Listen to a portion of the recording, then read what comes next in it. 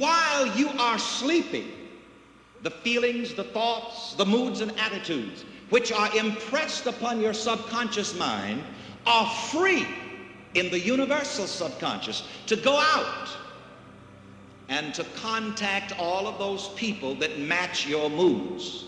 Go to sleep angry, you are asking to meet people the next day that are going to try to do you a dirty deal, because all of that anger is loose in the universal subconscious and will draw to you that which is like unto your thoughts, moods, and attitudes. So clear your mind, feel right with yourself, be right with yourself before you fall asleep.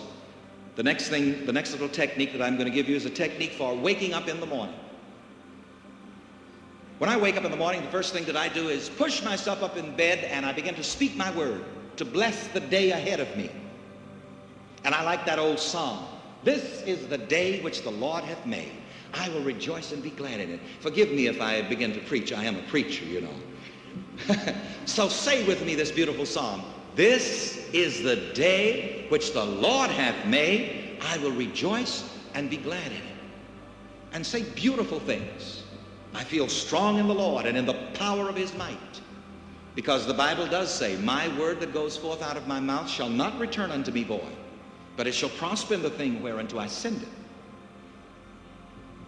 And this is not a big God in the sky that's speaking, you know. God speaks through you. God speaks in you. The words that go forth out of your mouth will not return unto you void. Let me take a moment more of your time to give you an example of this. I was walking down the streets of Miami one Sunday morning, hoping no one would recognize me, but a young man came up beside me and he was looking at his hand and looking at me. So finally he said, "Excuse me, sir, are you Reverend Ike?" I said, "Yes." He said, "Reverend, everything that I have tried does not work. I got in a lot of debt," he said, "in New York, and I tried to work my way out of debt, but I couldn't. I just could not succeed no matter what I tried. And I came to Miami to try to work and to become successful and to pay off my debts. But Reverend, no matter what I do, I can't succeed. Why?" I looked at him and I said, "Son, you just told the reason yourself. You just answered your own question. You said, 'I can't.' And it is a good thing to watch your words. Never say anything that you don't want to experience. Like, for example, I've taught people how to have a good relationship with money. Last Friday night at the church in New York, I spoke from the subject, the romance of money. Because, you know, money has ears.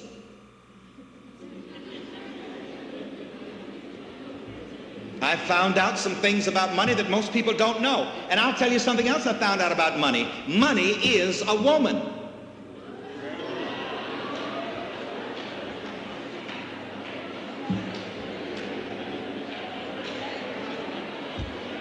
Not only is money a woman, money is a high-class lady.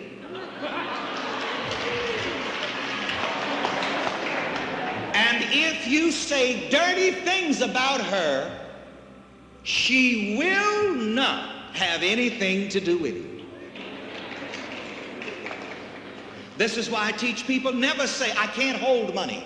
Money hears that, you see, because again, money is a subconscious vibration. When you say, "I can't hold money," that's a signal to money. I'm going to stay away from him, I heard.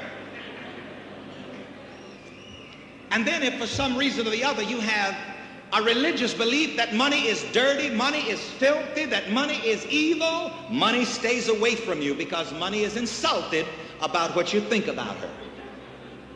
The other day, my editorial department sent me a very choice quotation, an old Irish proverb, which says thus, "Money hath sworn an oath that nobody who did not love her would ever have her."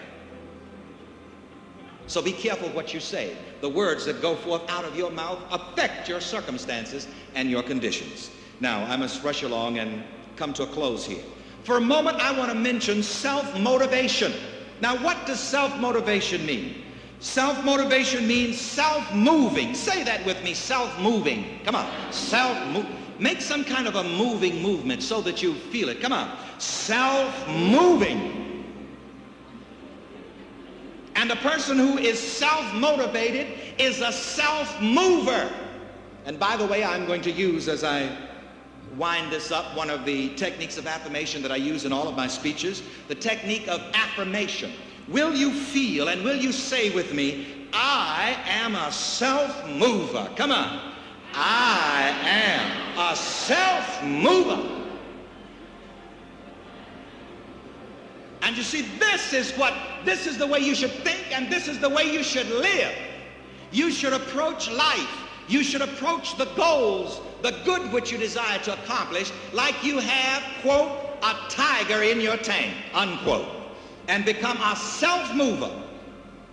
I think it was Henry Wadsworth Longfellow in the Psalm of Life who says, be not like dumb-driven cattle. And you see, if we do not learn how to move ourselves, then others will control us. But if you learn how to move yourself, then nobody else will get a chance to control you. Self-mastery has to do with a person understanding that the Almighty, infinite God has given it to him to be master of his own fate and captain of his own soul. And when you become your own master, then no one else can enslave you. In the one God, everyone is God of his own experience. But you must believe in that power of God, that power of good, which resides within you. And when you believe in yourself positively and correctly, believe that you can talk, and do, can do, and then you'll be what you want to be, do what you want to do, and have what you want to have. Thank you very much.